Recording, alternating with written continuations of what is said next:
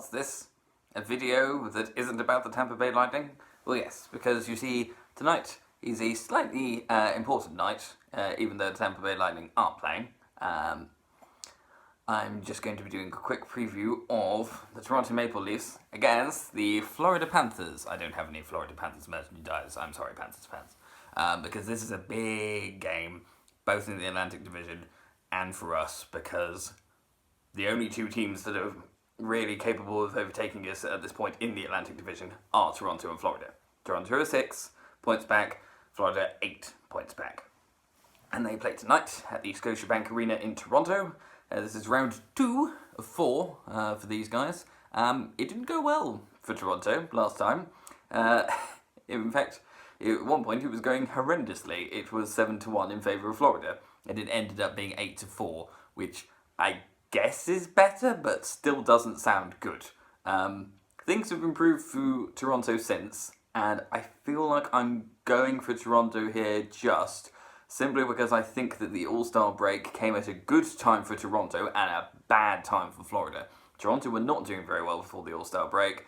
The effort wasn't there. They were losing badly, both to Florida and then to Chicago. They were slipping well outside the playoff standings.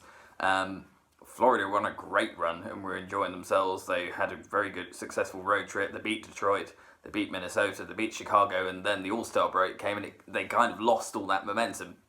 And while they've only had one game since, it was a bad game for Florida. They lost 4-0 at Montreal.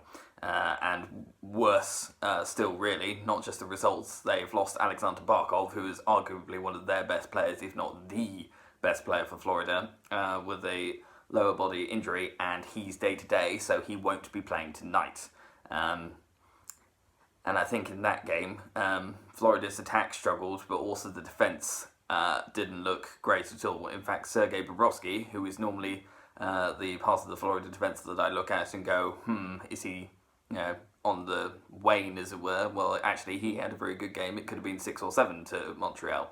So it will be intriguing to see how Florida bounce back. I think they'll be better. They'll have to be better than they were against Montreal. But I still think that at the moment, Toronto are looking good. In the last week, they've beaten Nashville, they've beaten Dallas, they've beaten Ottawa. They're on a nice little roll. The confidence seems to be back. They seem to be getting key players back, particularly in defence. And I think home advantage should mean that they win. But I will not be surprised if in my next video I am telling you how Florida ripped Toronto to bits again, because they've done it once, they can do it again. Yeah, that's my quick preview. I am going to go with the scoreline. I think 3-2 Toronto, and let's go with overtime just to be sure. That could be horribly wrong. That's the great thing about hockey. You never know.